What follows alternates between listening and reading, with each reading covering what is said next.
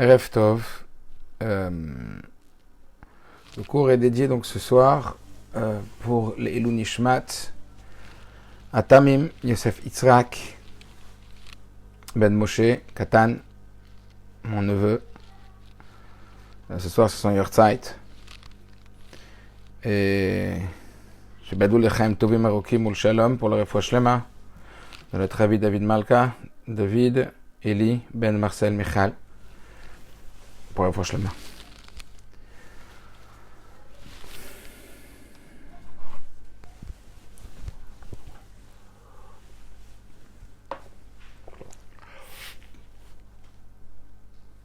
Peut-être que ça vous est déjà venu à vos oreilles. Imaginez-vous que le banquier vous appelle, votre banquier vous appelle et vous dit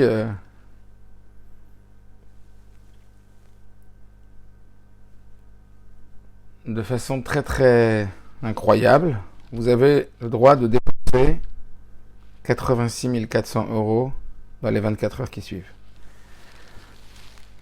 Vous avez 86 400 € à dépenser. 24 heures. Et dans les 24 heures, si vous n'avez pas dépensé, ils disparaîtront de votre compte.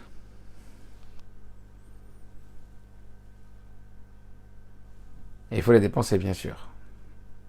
Alors vous comprenez bien que derrière ce petit machal, il y a quelque chose qui se cache. Et bien quand on calcule 24 heures multiplié par 60 minutes multiplié par 60 secondes, ça fait que chaque jour contient 86 400 secondes.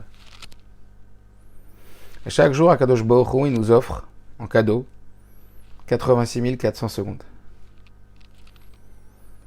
Alors on a l'habitude de dire que time is money, zman ze kesef. Est-ce que c'est pas plus time is life? Est-ce que c'est pas plus Zman, Zechaim? Pourquoi on parle de ça maintenant? Parce que dans la paracha Chayei Sarah, notre paracha, un des thèmes que le rabbi aborde, et de façon très prononcée, c'est une certaine problématique dans la répétition de certains mots, et ce, de façon un peu inhabituel, parce qu'on sait que chaque répétition de la Torah veut forcément nous apprendre et nous amener à nous concentrer et attirer notre attention sur la chose, parce que pourquoi la Torah se répète alors qu'elle est un livre qui émane, ce sont des mots qui émanent du Tout-Puissant Créateur, et que imaginez-vous qu'il ait dû réfléchir ou compiler toutes les idées et toutes les notions qu'il trouvé nécessaire et essentiel de communiquer à son peuple. Imaginez-vous combien de choses il aurait à dire. Imaginez-vous combien de messages. Et imaginez-vous que chaque mot de la Torah, chaque mot qui émane de la Torah, qui est la parole divine, qui est le message divin, eh bien combien il est précieux. Et voilà que dans la paracha donc, de Chayei Sarah, vous l'avez peut-être déjà, certainement déjà lu, étudié, etc., Avram Zaken Babeyamim. Il est écrit que Avram était Zaken, vieux, Babeyamim, et avançait dans les jours. Alors sur ça, on va se poser deux questions. La première question de Avram Zaken Babeyamim, vieux et avancé dans les jours, c'est d'abord comprendre la formulation. Et qu'est-ce que ça veut dire? Arrêtons-nous quelques instants et demandons-nous pourquoi, quel est le message subliminal que Dieu vient nous dresser maintenant en nous disant Avraham qui est notre père, repère, Zaken Babeyamim. Il était vieux et Babeyamim. On va traduire pour l'instant comme ça, avancer dans les jours. Et puis une deuxième question, c'est que quand on regarde dans la paracha de Vayera, c'est-à-dire la paracha de la semaine dernière, c'est-à-dire 37 ans auparavant, ça veut dire il y a 37 ans, eh bien Dieu a déjà dit Avraham ve Sarah Baim Zkenim ou Baim Beyamim. Cette formulation a déjà été utilisée à propos de Avram et Sarah. Avram et Sarah étaient vieux et avançaient dans les jours. Donc les deux questions sont claires. La première, c'est comprendre la formulation utilisée ici et le message. qui s'y cache, Zaken Rabbi Yamim. Et la deuxième, c'est la répétition de ces termes dans la paracha de Vayera, puis dans notre paracha, dans la paracha de Chaïsara. Alors c'est autour de ces deux questions qu'on va essayer de réfléchir et de construire ce soir.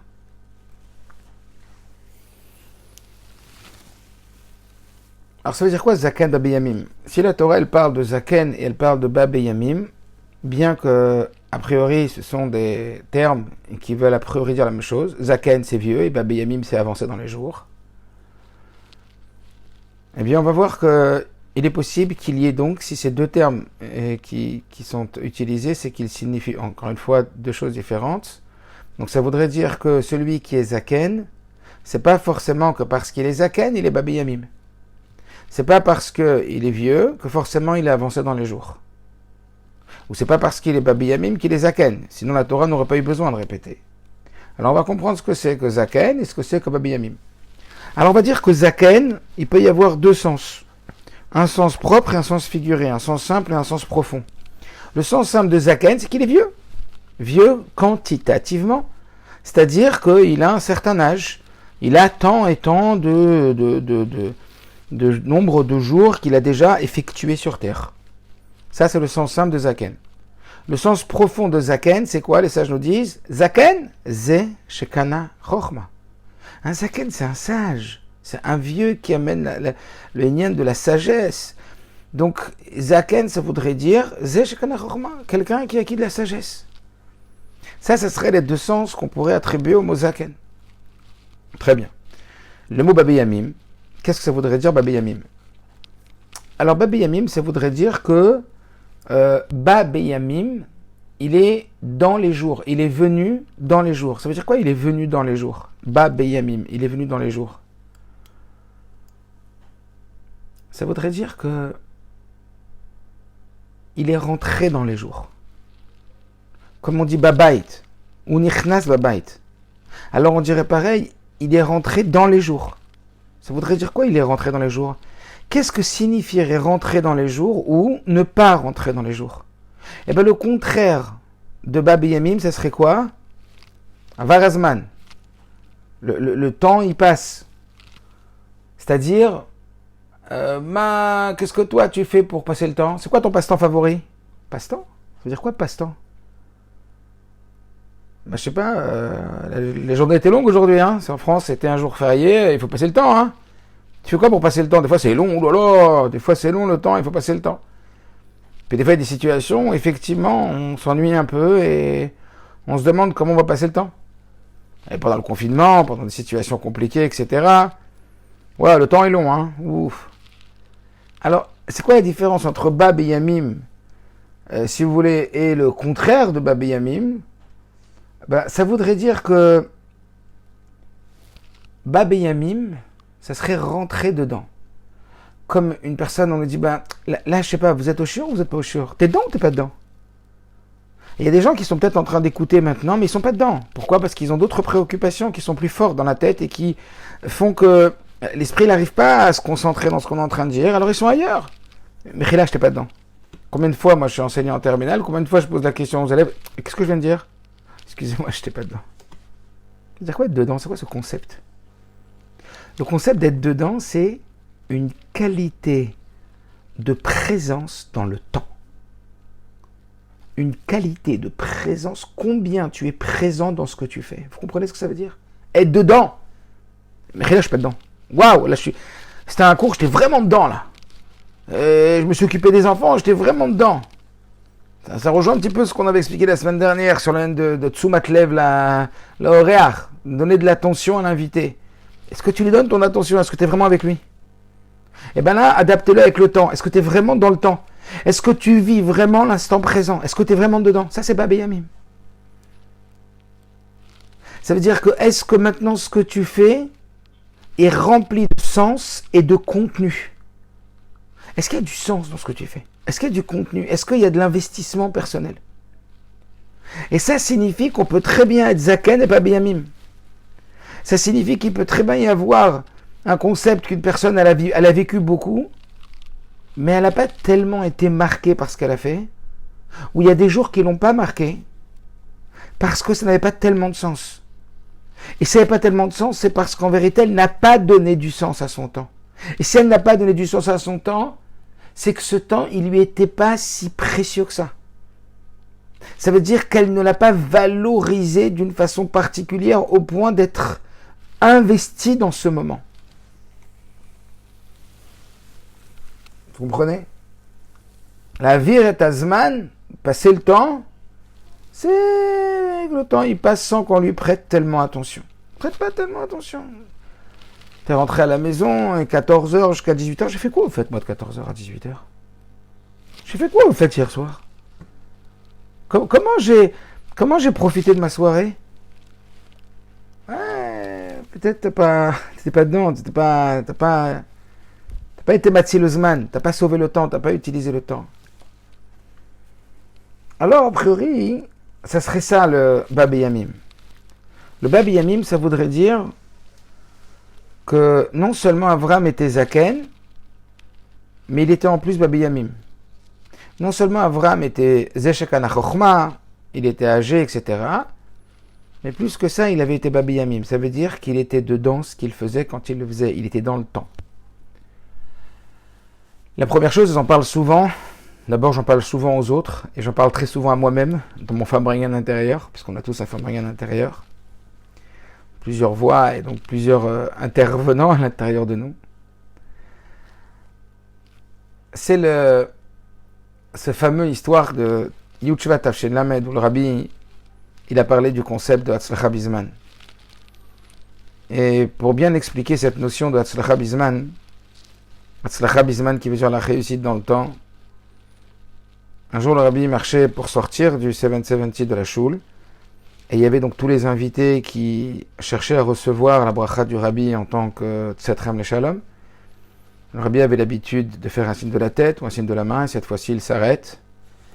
Et il va leur dire, est-ce que vous avez déjà entendu parler de Hatzlacha Bizman? Du concept de Hatzlacha Bizman, de la réussite dans le temps. Et là le Rabbi explique, c'est quoi Hatzlacha Bizman? C'est un concept qui a été déjà bien défini par le Rabbi Marash, et que le Rabbi Marash avait donné cet exemple du Rashba, que le Rashba était un très très grand érudit en Torah, et d'ailleurs tous les matins il étudiait et il enseignait à un niveau très très très élevé, la Torah, les Shuta Rashba, etc. Et l'après-midi il était le médecin du roi, et il avait donc toute la cour du roi qui venait se faire soigner chez lui. Et le Rabbi nous dit comment il trouvait le temps, donc le Rabbi dit à ces gens-là, comment ce médecin trouvait le temps de faire tout ça? Parce que le Rashba, il vivait avec la notion dans la dimension de Hatzlacha Bizman. Ça veut dire que quand il était investi dans un dossier, dans un sujet, il y était complètement investi. Il était ce qu'on appelle en français aujourd'hui, ici et maintenant. Très très fort, c'est bon. Ici et maintenant. Et le Rabbi dit que le Rashba avait aussi trouvé le temps de faire une promenade quotidienne. Comment il arrivait à faire tout ça dans la journée? Parce que même pendant qu'il faisait sa promenade, il était ici et maintenant. Il vivait ici et maintenant. Et le Rabbi dit alors à ces gens-là, vous êtes dans les Amod Ukvot Kusha Mori Vechemi Admour, vous êtes dans les lieux de mon beau-père, c'est-à-dire dans le 770, et où vous êtes dans votre tête, à quoi vous pensez? Vous pensez déjà au car service, ça veut dire au Uber. Vous pensez déjà à rentrer à la maison, à prendre le billet, à prendre le Uber pour rentrer à l'aéroport, et certains ils pensent qu'ils n'ont pas encore fini leur course, et certains ils ont vu leur montre, il reste 1h15 avant de voyager, et donc ils sont un peu en lachat, ils pensent déjà à ça, et d'autres ils n'ont même pas vu la montre, mais en vérité ils sont encore plus en panique que ceux qui ont vu la montre. Et donc vous n'êtes pas vraiment là.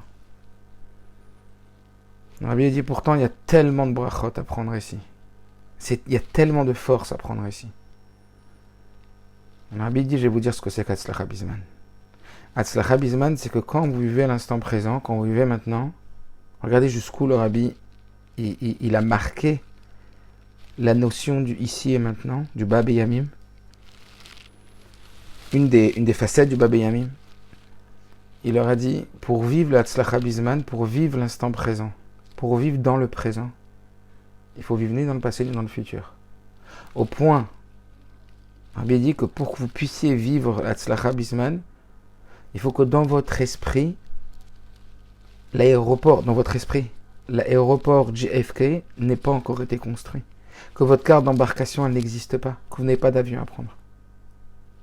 Il n'y a rien, il n'y a plus rien.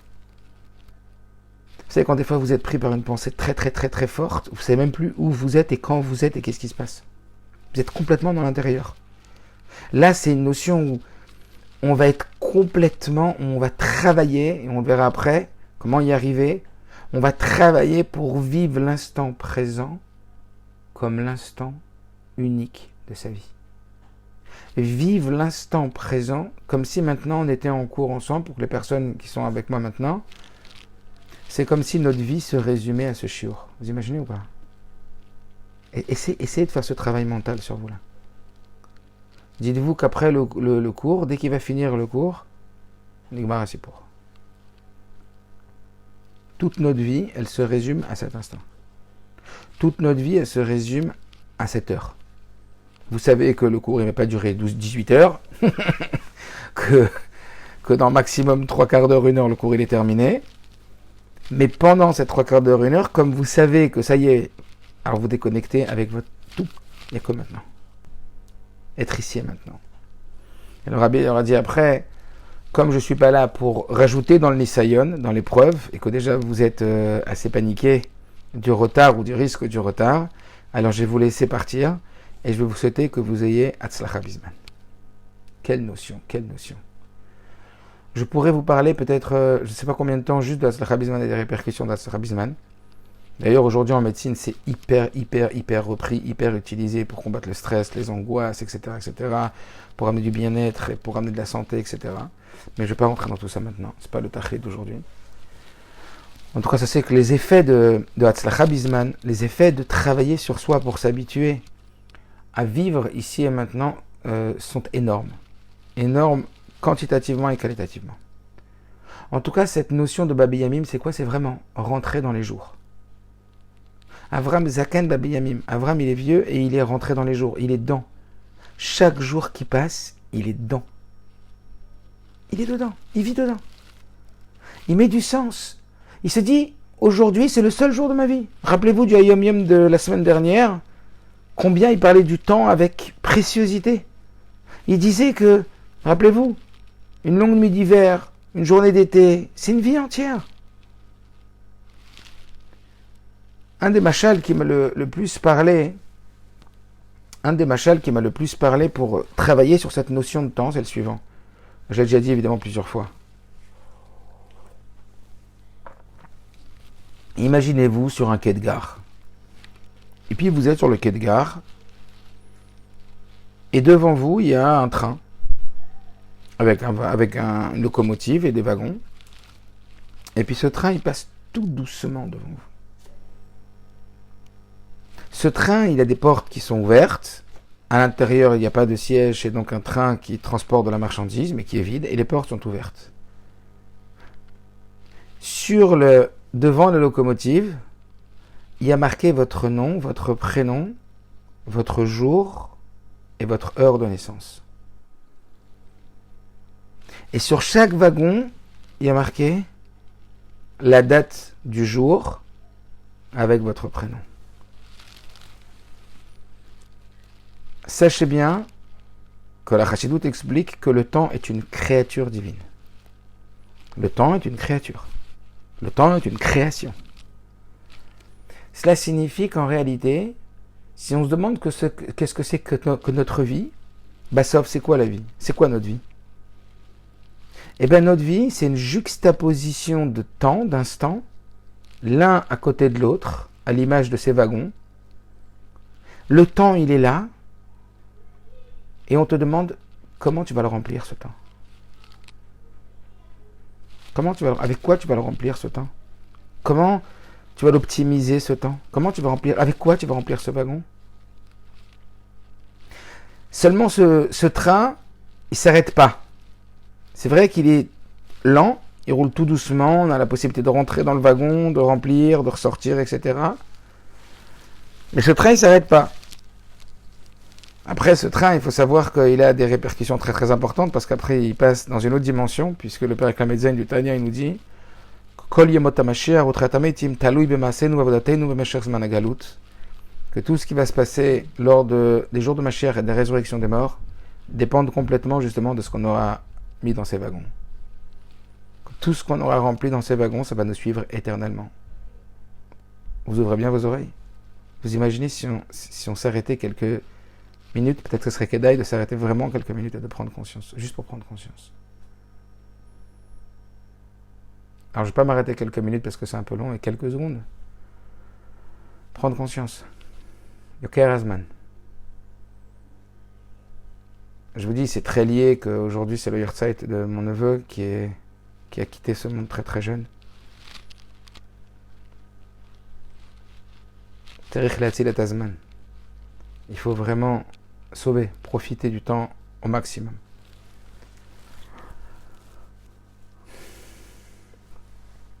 Concrètement, le Zohar, il dit que au moment de la naissance, a déjà été décidé de combien de wagons il y aura, de combien de jours on va vivre sur Terre. C'est déjà décidé.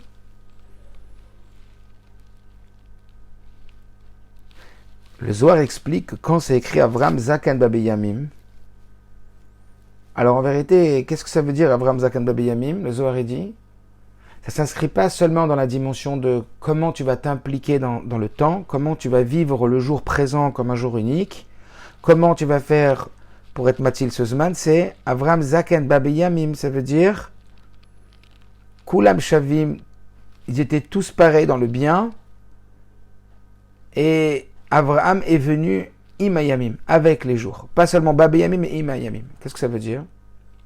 Ça veut dire que le Zohar, il veut dire que Avraham, il a réussi à faire que tous ces jours, ils étaient remplis avec de bonnes choses.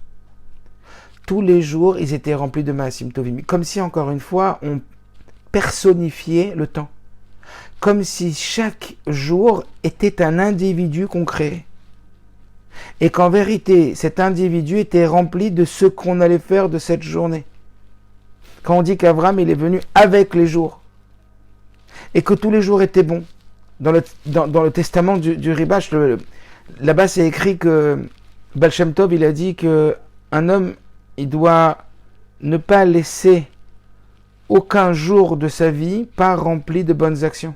Ça veut dire que, outre le fait qu'il est important de remplir sa vie de bonnes actions, on parle dans les bonnes actions quantitatives, il est très important aussi de remplir son temps avec des bonnes actions. Est-ce que vous comprenez qu'il y a deux notions ici? Il y a la notion de faire des bonnes actions, la notion de remplir sa vie avec des bonnes actions, de faire plein de bonnes choses, c'est le nian, on va dire, de Zaken, mais il y a aussi le nian de la hitraïvou, de la responsabilité du cadeau que Dieu nous offre de 86 400 secondes par jour, et qu'en vérité, ce temps-là, il est très très important de pouvoir le remplir et de le mener à bien, comme si c'était encore une fois un individu. C'est intéressant de l'anthropomorphiser, de le rendre comme un individu. De là, il va découler qu'on va comprendre que parfois, on sent qu'on a fait des choses bien. On a fait des bonnes choses dans notre vie. On peut lever le pied. On peut se dire, bon, aujourd'hui, on peut se permettre de ne pas faire une super tfila. Aujourd'hui, on peut se permettre de ne pas s'investir à fond dans le chinour des enfants. Aujourd'hui, on peut se permettre de ne pas donner de tzedaka parce qu'hier, j'ai donné beaucoup. Attention. Il y a la notion, effectivement, de faire du bien et de faire des maasim tovim et des actions qui ont une valeur inestimable. Mais il y a aussi le fait de ne pas laisser un jour, non seulement pas vide, mais un jour où on n'a pas optimisé cette journée. Et c'est ça, Babé Yamim. Babé Yamim, c'est qu'il faut comprendre qu'il y a un concept ici que Kol Yom ou Matana, Ve Kol Yom Zechai, Ve Kol Yom, en vérité, chaque jour, c'est une vie entière. Essayez de vivre comme ça. Essayons de réfléchir à cette idée, à ce concept de se dire chaque jour, c'est une vie entière. Chaque jour, c'est un olam umloa. C'est un jour entier. Donc ça veut dire que chaque jour, je vais aller travailler pour être le meilleur de moi-même dans cette journée, pour essayer de faire des choses les mieux possibles. Et c'est comme ça que le Rabbi explique ça dans la Sikha. Et il ne le dit pas seulement sur Abraham, mais aussi sur Sarah. Et le rabbi détaille, il dit, mais comment tu veux que Sarah soit la meilleure alors qu'elle était dans la maison de Pharaon? Alors qu'elle était Chavimel, comment dans des situations où elle était captive, elle était prisonnière? Ça veut dire que même si elle n'était pas dans un statut de prisonnière, mais elle avait été prise de force, etc. Comment veux-tu qu'elle soit aussi bien que des moments où elle était avec Abraham, Beshelva, en Eretz Israël? Alors on n'est pas en train de dire, vous allez comprendre après, mais on n'est pas en train de dire qu'il y a tous les jours des contextes hyper favorables pour être le meilleur de soi-même. C'est vrai qu'il y a des aléas, c'est vrai qu'il y a des moments qui sont plus faciles, des moments qui sont plus difficiles, des situations qui nous permettent d'être de meilleure qualité, des situations qui nous amènent à être de moins bonne qualité. L'idée c'est quoi? L'idée c'est de miser tout sur aujourd'hui, tous les jours. Et en fonction des situations, en fonction des facilités ou en fonction des difficultés, je n'attends pas la même chose de moi. Évidemment que quand une personne elle est fatiguée, elle est affaiblie, elle est malade, etc., elle pourra peut-être pas avoir la même concentration, le même élan, le même enflammement dans la tfila. Mais ce qui va compter, c'est quoi? C'est en fonction de ses capacités, en fonction de ses forces du jour, en fonction de la situation du jour. Combien il va miser sur aujourd'hui? Combien il va miser, combien il va s'impliquer lui-même, combien il va donner du sens en fonction de ce que Dieu a décidé de nous donner, en fonction de ce que Dieu a décidé de nous placer dans des situations. Il y a des situations, encore une fois, qui sont faciles d'accès pour la simcha, d'autres plus difficiles, etc. Nekuda, est quoi? On n'a pas une minute à perdre. Peut-être ça serait ça le message de ce soir. On n'a pas une minute à perdre. Parce que d'abord, puisque le temps est une création, Lo bara akadosh baruch hu davar echad be'olamo levatala. Dieu, il n'a rien créé en vain. Donc si ce jour-là, on le laisse, si cette heure-là, on la laisse, ben elle va venir, elle va dire, alors pourquoi Dieu m'a créé? Maya matara sheli. Est-ce que vous comprenez? Qu'est-ce que moi j'ai fait pour que tu ne me remplisses pas? Moi, je suis une créature, et alors, une création de Dieu, et alors toi, tu rentres dans moi, et tu es censé me remplir. Mais comment tu m'as rempli? Ça, c'est Babé Yamim. Être dedans, donner encore une fois, du sens. Remplir, véritablement chercher à ce que chaque instant, il ait un contenu, un vrai contenu, qu'il ne soit pas vide. Ça, c'est Babé Yamim. Alors évidemment, on n'est pas en train de dire non plus de tomber dans un lachatz, dans une pression, dans une situation où on va se mettre toujours la pression et jusqu'à amener du mal-être. Non. Mais on sait que le temps, il n'y a rien de plus précieux. On sait que parfois on peut, et aujourd'hui encore plus que jamais, gaspiller, pas shoot les basbez et Azman. Mais il n'y a pas pire que les basbez et Azman. Pour le Zman lui-même et pour nous. On raconte sur le Chafetz Chaim qu'un jour on lui a demandé comment il est devenu le Chafetz Chaim, comment il a appris autant de Torah. Et il a dit c'est grâce à 5 minutes. Et on a dit quoi? On devient le Chafetz Chaim en 5 minutes? Il a dit oui, c'est tous les 5 minutes que les gens y perdent.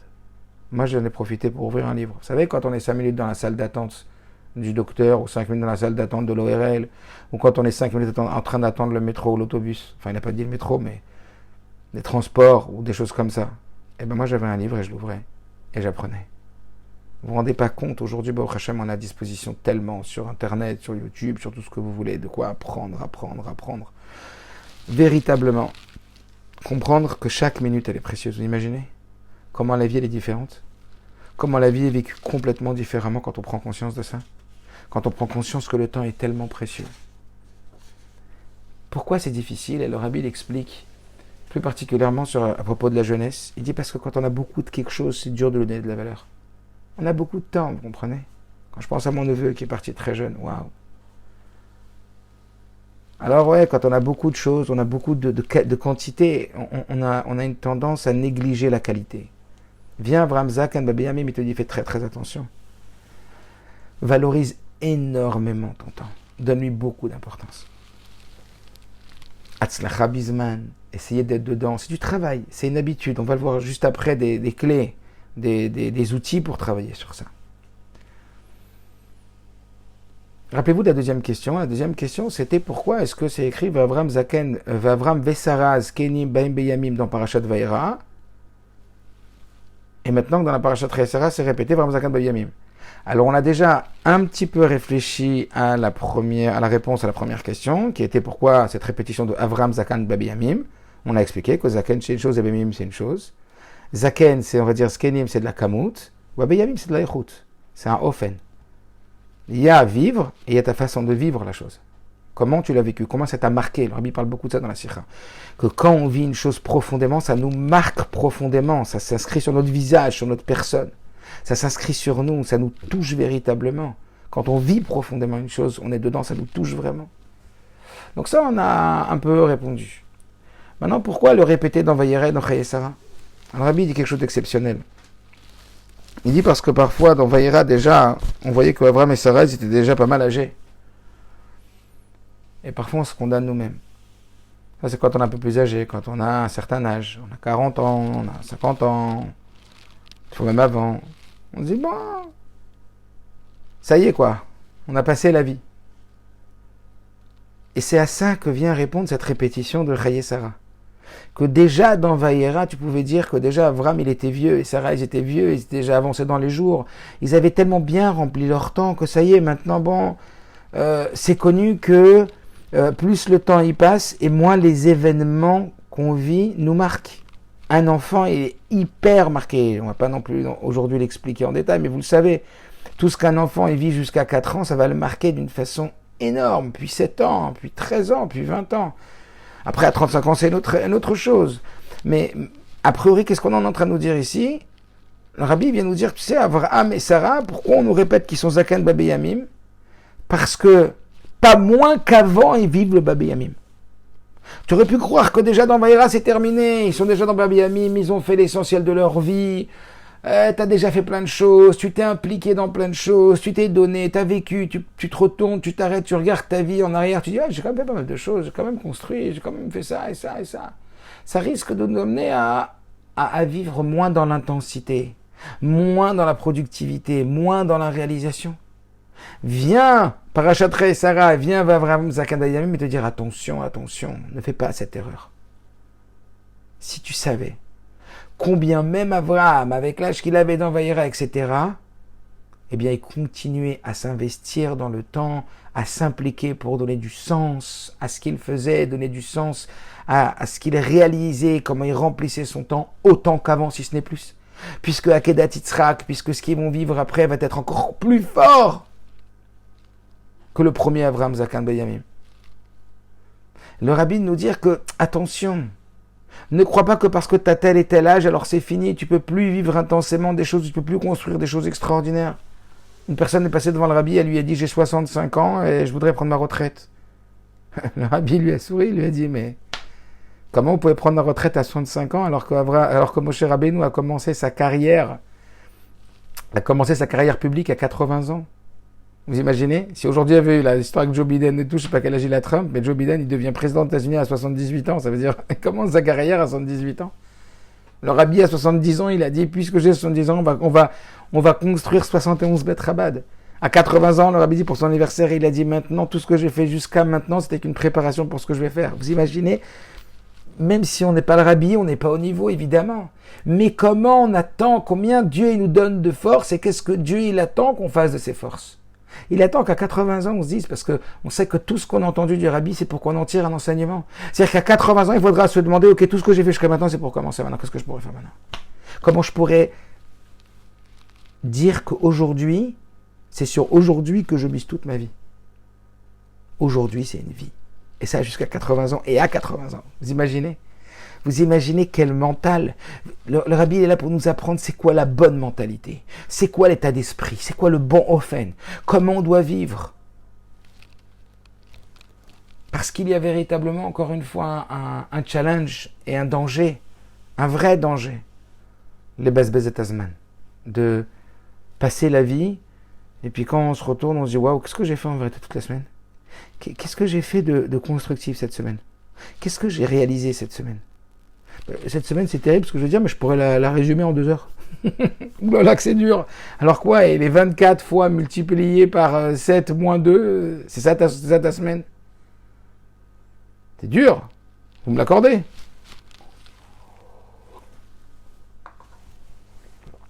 Alors, c'est le vrai travail. Je crois que c'est un des points les plus importants dans lequel on a pris à Chopshit, on a libre arbitre. On sait très bien que le libre arbitre, il est essentiellement dans Marshava du Bourou Maaseh, de choisir nos pensées, pensées positives ou non, pensées joyeuses ou non, pensées dans Avodat Hashem, et ainsi, paroles et actions.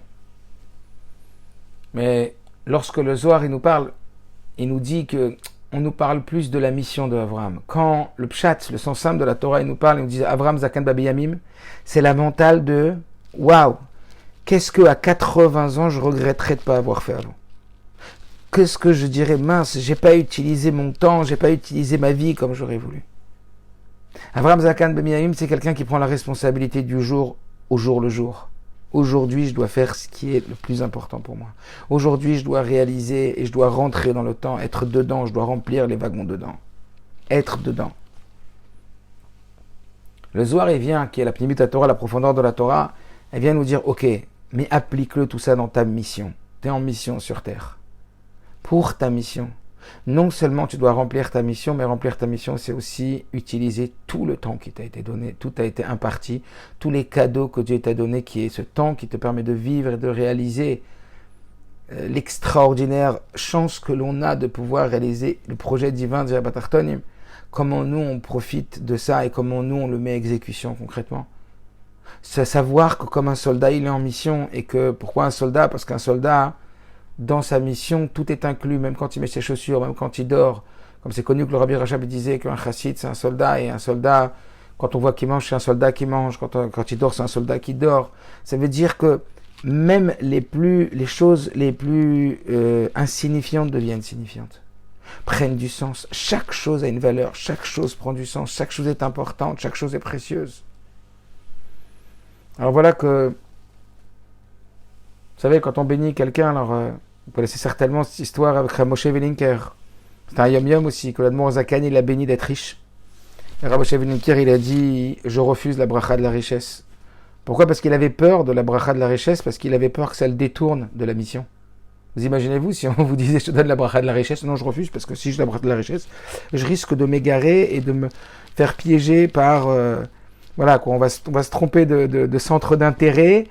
Et on va se focaliser sur la réussite financière et on va oublier qu'on n'est pas là du tout pour ça, mais que ça c'est qu'un moyen, mais que la finalité c'est pas du tout ça et notre objectif c'est pas du tout ça. Rav Shevinker il a refusé. Alors aujourd'hui le Rabbi dit qu'il faut être riche et qu'on doit mettre tout en place pour être riche. Donc aujourd'hui c'est plus un problème comme avant. Mais en tout cas c'est intéressant d'entendre un chassid qui dit à l'Admor Zaken, je veux pas de la richesse parce que j'ai peur qu'elle me détourne de mon objectif réel. Pensez à ça, ça aide énormément pour ne pas s'éloigner de l'objectif véritable pour lequel on est sur terre chaque jour. Après, l'Admor Zaken dit alors je vais te faire une bénédiction d'avoir Echut Yamim, une longévité des jours. Et à ce moment-là, vous savez ce qu'il a répondu? Il a dit ok, j'accepte cette bracha à condition que le temps il parte pas pour des futilités, mais qui me servent pour ma mission, pour mon avodat Hashem, comme il le faut. C'est-à-dire qu'il a accepté même cette bracha à condition. Vous savez quoi, le Rabbi Rayat, le Rabbi précédent, il dit pourquoi quand on bénit les gens, on ne dit pas Arichut Hashanim, on dit Arichut Yamim, une longévité des jours. Bizarre, longévité des jours. C'est-à-dire quoi, longévité des jours? Que les jours durent plus longtemps? Les jours, ils ne pourront pas durer plus longtemps. Personne dure 24 heures, pas plus, pas moins. Donc pourquoi on ne dit pas Arichut Shanim? On dit Arichut Yamim. Vous avez déjà posé la question? Alors en vérité, parce que c'est la même notion sur laquelle on s'est penché ce soir, on a réfléchi ce soir. Arichut Yamim, ça veut dire quoi? Ça veut dire que tes jours ils soient longs. Ça veut dire que tes jours ils soient bien remplis. Ça veut dire qu'il y a une longévité dans les jours. Donc ici, c'est pas qu'une bracha, c'est aussi une drisha. C'est pas seulement une bénédiction, c'est aussi une demande, une attente. Fais attention. Il n'y a pas plus précieux dans ta vie que ton temps. Il n'y a pas plus précieux que les jours dans ta vie. Fais attention à bien les remplir. Fais attention, Zaken, Babi Yamim, qu'on apprenne de notre père Avraham Avinu. Va Abraham Zakan Yamim. En vérité, on pourrait apprendre, on pourrait construire, on pourrait faire tellement de choses. Mais il y a tellement de temps qu'on gaspille. Et je pense qu'aujourd'hui, cette notion, il faut en parler et en reparler et en reparler. Parce qu'aujourd'hui, les perturbateurs de notre réussite sont énormément caché derrière ce problème qui est en vérité les distractions, les choses qui risquent de nous détourner de notre objectif. Comme on l'a dit tout à l'heure, combien avec le téléphone, ça peut être hyper bénéfique, mais en même temps, ça peut être ça peut nous prendre tellement de temps. C'est peut-être tellement chronophage. Tu sais, chronophage, ça veut dire que ça nous bouffe le temps, on se rend même pas compte. On a passé 1 heure, 2 heures, on n'a même pas vu, on n'a même pas parlé avec les enfants, on n'a même pas parlé avec son mari, alors que le rabbin dit qu'il faut parler chaque jour avec son époux pendant 20 minutes, etc. Le meilleur conseiller pour Shlom Bayit. On n'a pas pris du temps pour ça. On n'a pas pris du temps pour parler aux enfants, mais les enfants, ils ont déjà grandi. Mince, c'était quand ils étaient petits qu'il fallait qu'on soit à 100% avec eux, qu'on soit dedans avec eux, qu'on prenne du temps dedans avec eux. Chaque chose qu'on fasse, bipnimiout. Vous comprenez que c'est ça la pnimiout. La pnimiout, c'est être dedans. La pnimiout, c'est dedans ce que tu fais, dedans le temps, dedans, bab et yamim, c'est ça la pnimiout. Être dedans véritablement les choses.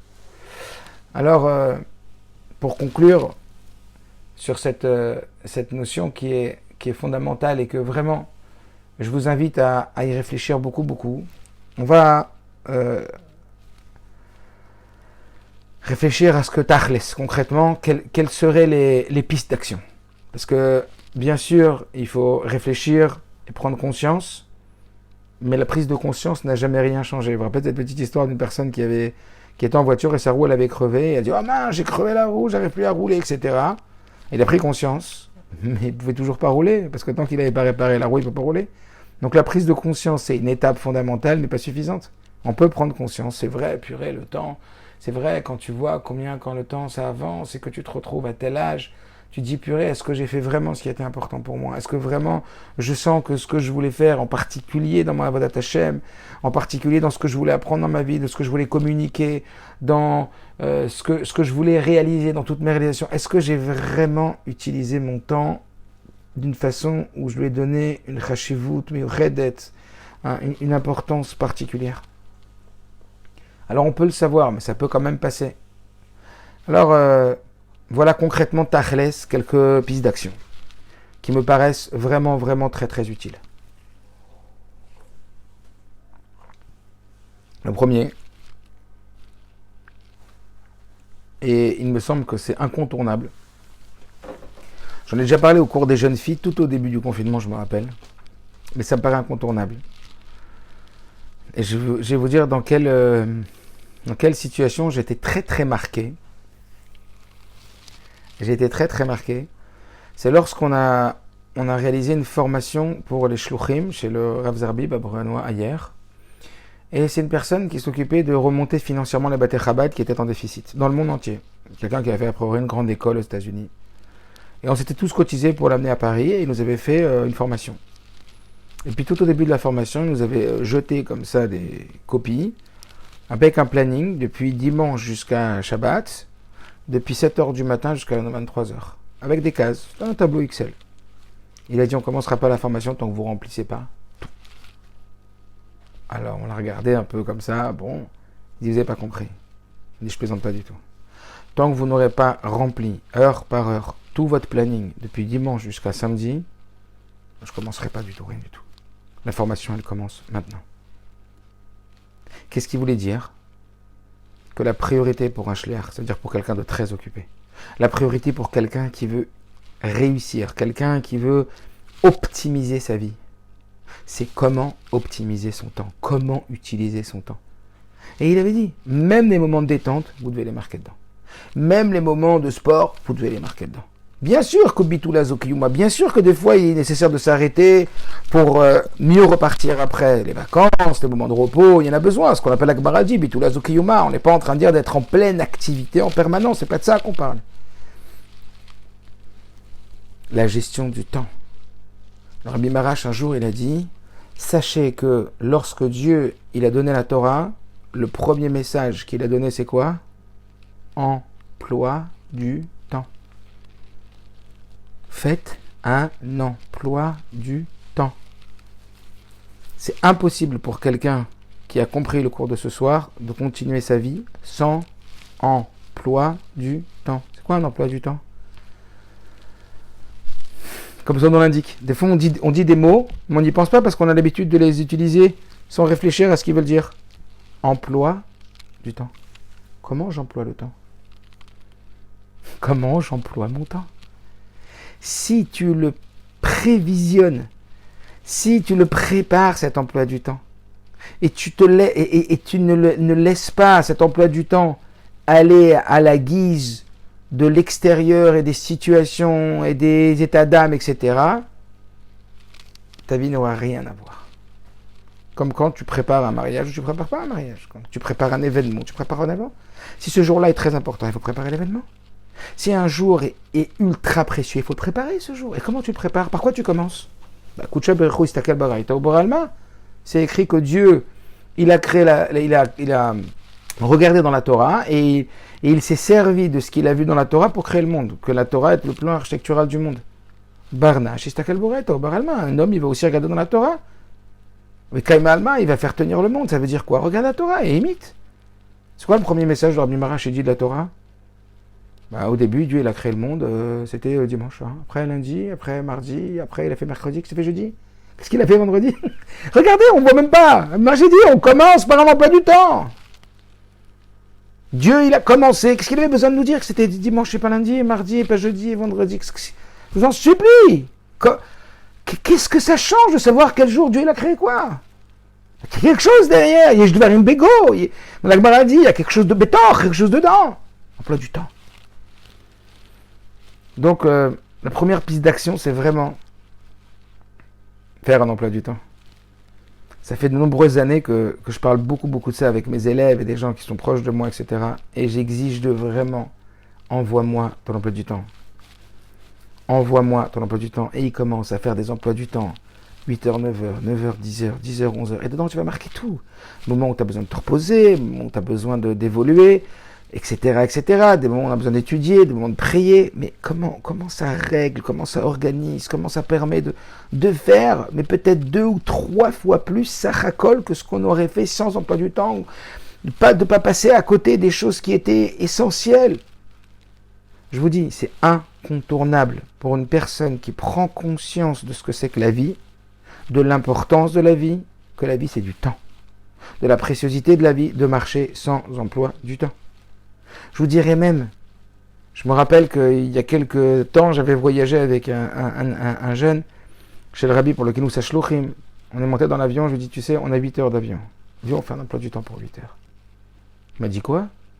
Il a rigolé. Il m'a dit quoi, un emploi du temps pour l'avion? Je lui ai dit, t'as oublié, il y a un homme qui dit que quoi, une longue nuit d'hiver ou une longue journée d'été, c'est une vie entière. Tu sais que 8 heures, c'est une vie entière. Et on a fait l'emploi du temps. Dans l'emploi du temps, on a mis qu'on allait dormir. Dans l'emploi du temps, on a dit qu'on allait se détendre un peu. Mais aussi qu'on allait étudier, qu'on allait faire telle étude, en découpant. À la fin, il m'a dit, c'est incroyable tout ce qu'on a fait en 8 heures. Alors oui, peut-être qu'on a respecté 70% de l'emploi du temps. 80% de l'emploi du temps. Mais sans emploi du temps, on n'aurait pas fait 30% de ce qu'on a fait dans la vie. 30%, on ne l'aurait pas fait. Il était bluffé. Même quand on prend 8 heures d'avion, on fait un emploi du temps. Alors ça paraît comme ça un peu rigide, un peu gvoura, mais vous imaginez, enfin pour ceux qui ne le font pas, vous imaginez pas, la double, triple, quadruple vie que vous allez vivre. Vous allez enfin être Babé Yamim. Après, comment on fait pour respecter cet emploi du temps? Parce que j'ai vu que quelqu'un a posé la question. Il y a des gens qui font l'emploi du temps, ils ne le regardent pas. Ça ne marche pas. Il faut regarder l'emploi du temps. Faire le matin, ou le mieux c'est le soir avant de dormir, on fabrique un emploi du temps de la journée de demain. Et c'est là qu'on se demande, tiens, c'est quoi mes priorités? C'est quoi qui est important pour moi demain? C'est quoi qui est important dans ma vie? On va voir, c'est un des points suivants. Mais en tout état de cause, ça va nous remettre les idées en place. Que si on n'a pas fait des choses qui étaient importantes ou des choses qu'on devait faire qui étaient un peu barbatives ou contraignantes et qu'on sait que en les repoussant ça va aller de pire en mal, on devait payer un PV, on l'a pas payé, c'est passé à 135 € et après 200 €. Ça peut être un PV ou ça peut être les impôts ou ça peut être j'en sais rien quoi, ou ça peut être une lettre qu'on devait poster. Même ces petites choses. Les programmer. Programme. Rentre tout dans un programme. Rentre dans du temps. Quel atzlacha. Quel atzlacha. Bien qu'encore une fois, n'oubliez pas, le Ikar Aïnyan, c'est les shlichut. Le Ikar Aïnyan, c'est pour la mission qu'on a sur Terre. Mais ça, on va l'utiliser dans tout. Comme on a vu, qu'on avait dit, Babé Yamim, c'est aussi dans Begashmiut, dans l'être humain. C'est vraiment ce que la Torah préconise. Ça, c'est la première prise d'action qui va vraiment nous aider à être Babé Yamim. Après, dans la journée, quand on voit qu'on y arrive, on check. Hop, on marque un petit truc vert. On valide, on a réussi, ça on n'a pas réussi, on reporte, c'est pas grave. Ça on a réussi, ça on n'a pas pu, ça a duré plus longtemps que prévu, le rendez-vous devait finir, il n'a pas fini, le petit il est rentré plus tard, cette fois-ci il était fatigué, ok je reporte. Mais vous imaginez à quel point vous commencez à être structuré, à quel point ça commence à prendre de la valeur, tout ça, ça commence à mamache, autre chose. La vie elle est plus belle à gagner, la vie, c'est plus la vie qui décide pour vous, c'est vous qui décidez pour la vie. C'est plus vous qui subissez la vie, c'est vous qui dirigez votre vie. On ne peut pas diriger sa vie sans emploi du temps. Ça paraît évident ce que je dis, mais homme ou femme, Rabbi nous dit Avram et Sarah aussi elle était ce qu'elle avait Yamim. Comprenez? Dites pas ouais ceux qui travaillent ou même les femmes aujourd'hui travaillent, etc. Mais même le soir, vous rentrez, vous avez 18h, 18h à 23h. Si vous planifiez votre temps, vous allez voir tout ce que vous allez faire d'extraordinaire.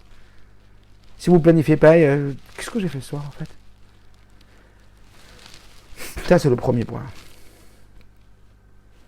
Le deuxième, c'est important que chaque jour,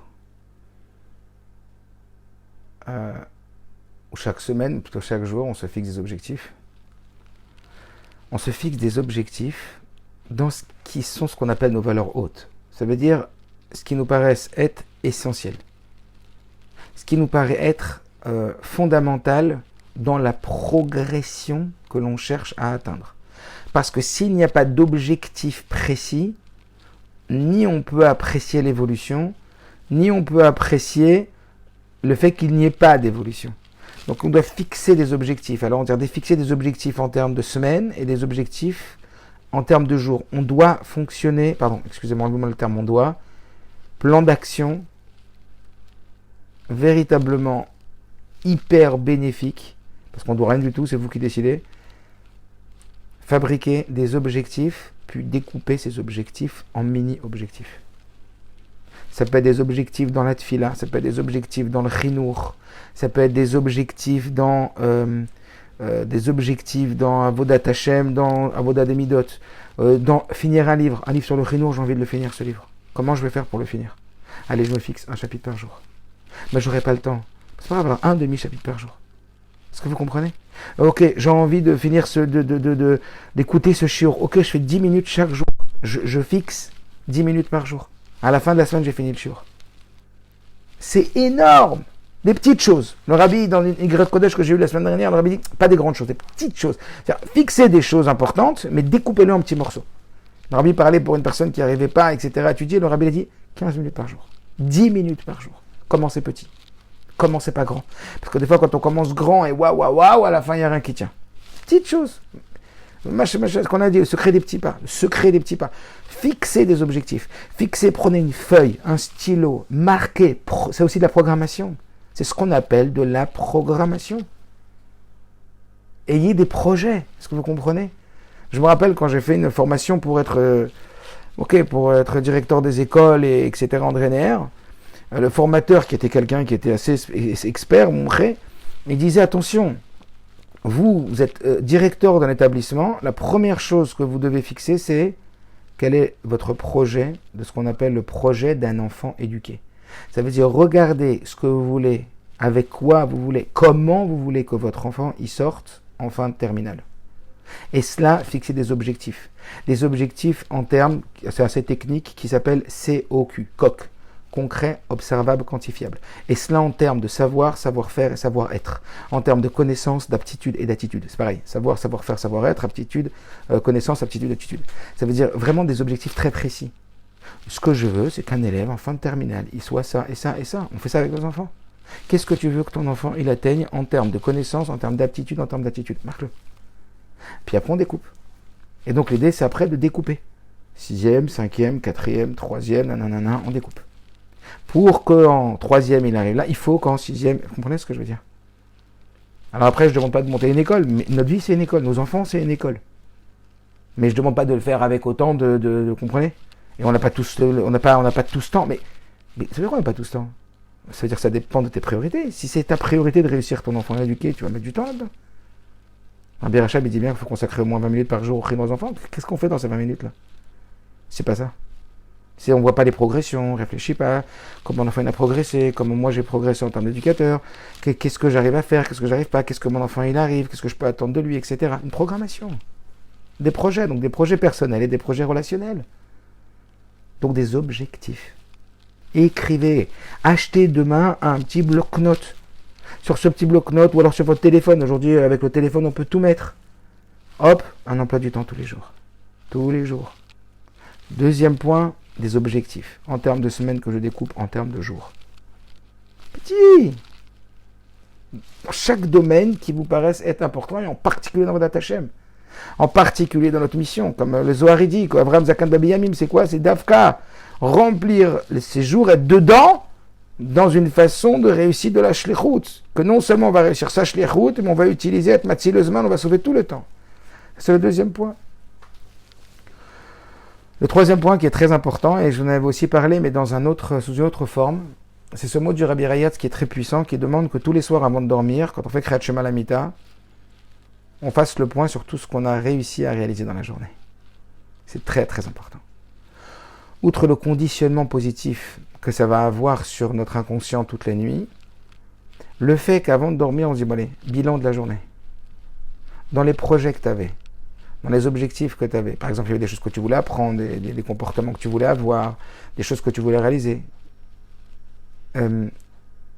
Fais le point de tout ce que tu as réussi. Pas de tout ce que tu as raté, pas le bilan de ce que tu as raté, ce que tu as réussi. Regarde tout ce que tu as réussi. Regarde tout ce qu'on a pu réaliser dans cette journée. C'est vachement important.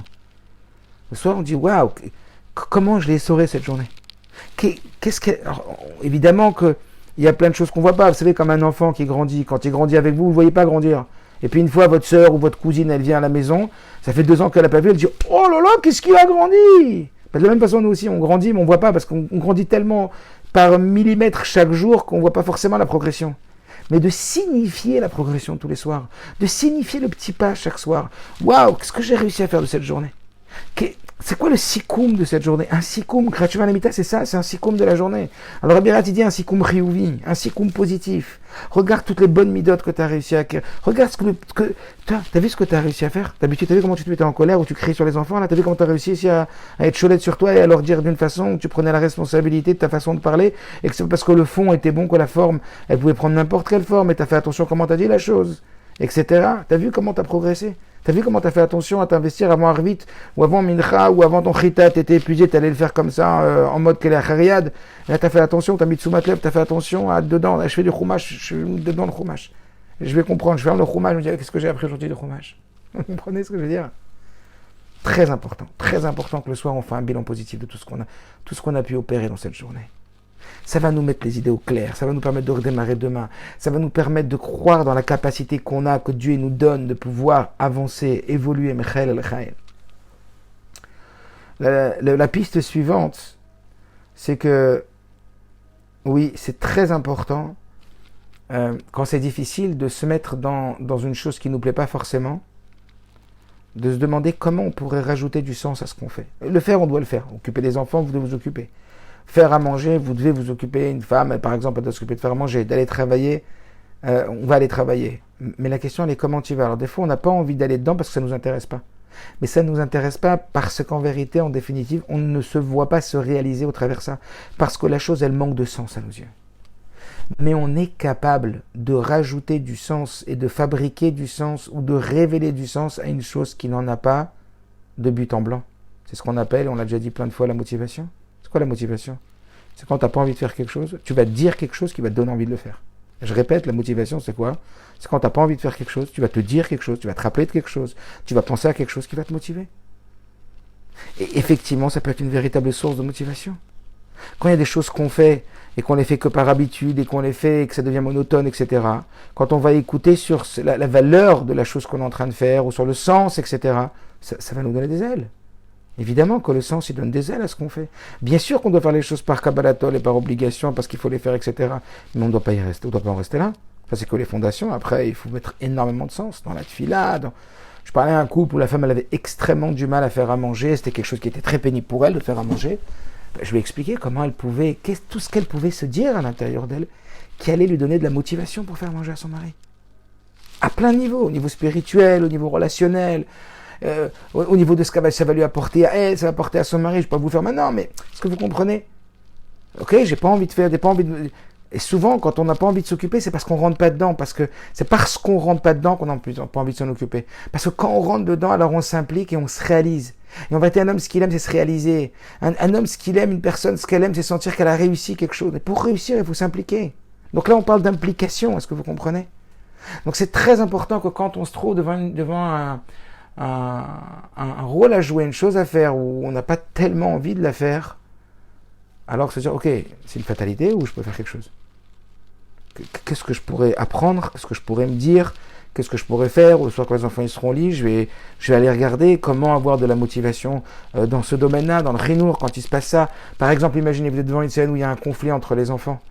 Et vous savez pas quoi faire, et alors ça vous met dans un état de matzav ruach pas bon, et contrarié, énervé, etc. Mais demain, vous allez écouter un cours, ou vous allez regarder dans un livre comment on fait pour une gestion de conflit entre enfants, et il va y avoir des pistes d'action intéressantes. Waouh, vous allez apprendre la prochaine bagarre pour la mettre en application. Et quand vous allez la mettre en application et que ça va fonctionner, qu'est-ce que vous allez être contente? Vous allez être contente, pas de la bagarre, mais vous allez être contente du fait d'avoir pu vous réaliser, d'avoir fait quelque chose de bien, d'avoir fait quelque chose de bénéfique, quelque chose dans lequel vous êtes réalisé. Mais pour ça, il faut être dedans. Et il faut chercher à rajouter et de la connaissance, évidemment, et de la mise en application, et de la formation. Mais avant tout, de la motivation. Si une personne, elle veut réussir, alors elle va aller chercher des outils pour réussir dans chaque chose qu'elle fait. Souvent, je parle aux élèves en classe, je leur dis, mais vous n'avez pas compris. Dans chaque chose que vous faites, vous êtes des Bnei Israël, un juif, idwesh, itch masliach. Dans chaque chose que vous faites, vous devez réussir à votre niveau, mais vous devez être excellent, vous devez briller.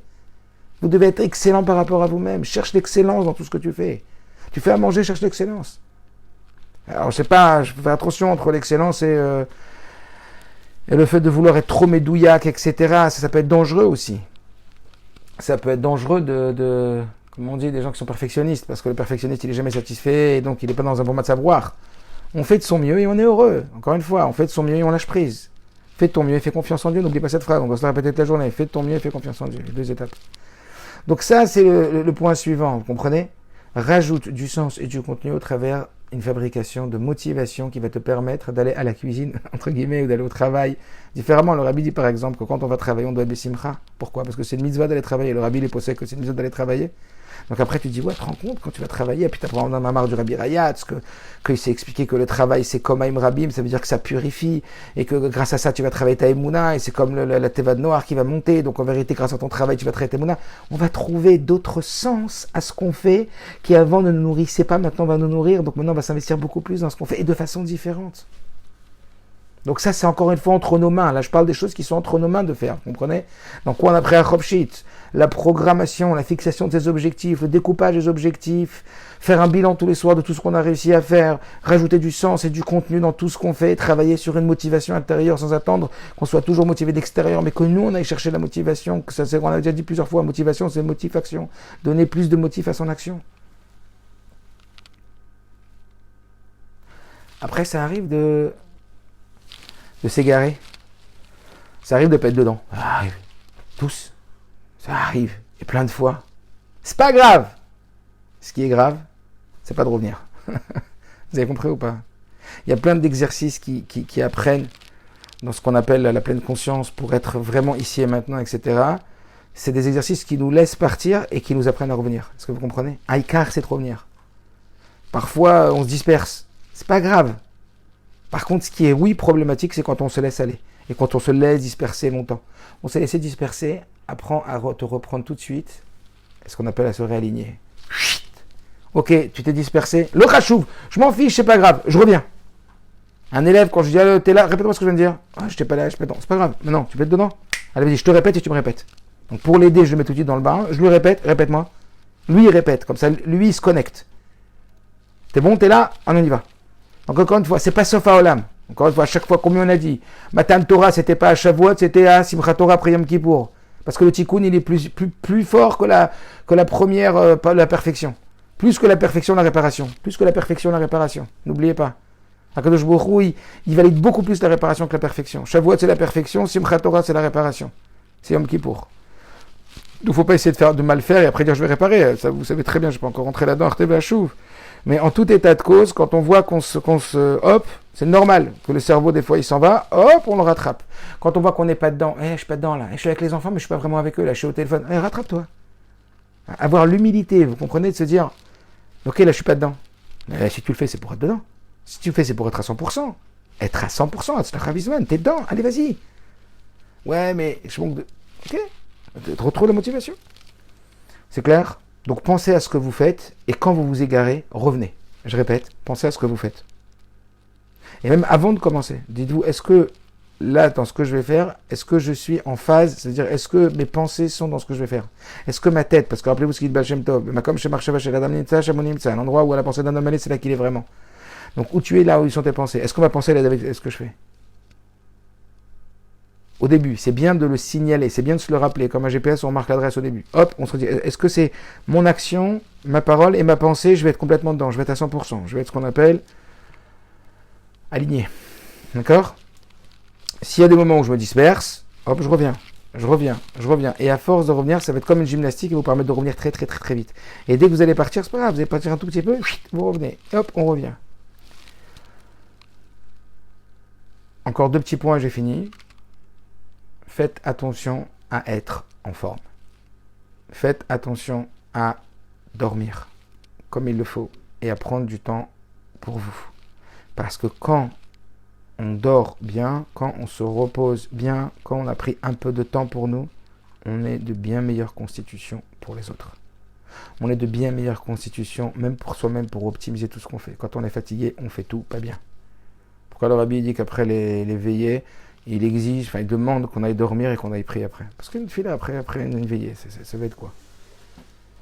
Vous comprenez que la fatigue physique joue énormément sur l'optimisation de toutes nos réalisations. Donc oui, une maman qui veut donner le meilleur à ses enfants, un papa qui veut donner le meilleur de lui aux autres, il fait attention à pas rester devant son portable jusqu'à 2h du matin, même s'il regarde... Si en fin de compte c'est Trump ou Joe Biden qui va gagner, et qu'il n'y a rien de grave, et que est-ce que c'était trafiqué ou pas trafiqué, non, t'as pas jusqu'à 2h du matin. Ça fait partie aussi du CEDER. Pour se lever en forme, il faut dormir tôt. C'est-à-dire il faut dormir pas trop tard, chacun avec son CEDER. Mais faites très très attention. Parfois on tire sur le sommeil pour rien. On dit pour rien, c'est-à-dire pour des choses qui sont futiles, qui ne sont pas importantes. Mais en vérité, on ne se rend pas compte qu'en se levant en forme et de bonne humeur, se levant en forme, ça va nous permettre d'être de bonne humeur. Et ça veut dire d'avoir des capacités beaucoup plus soutenues, de pouvoir réaliser des actions vis-à-vis de toute sa shlichut sur Terre, sa mission sur Terre, avec nos enfants, avec notre conjoint, avec notre travail, avec notre filote. Ça n'aura rien à voir. Donc le point suivant, c'est prenez soin de vous, pour pouvoir mieux prendre soin de sa shlichut et des autres. Et le dernier point, c'est que n'oubliez pas que tout ce qu'on vient de dire, c'est un état d'esprit.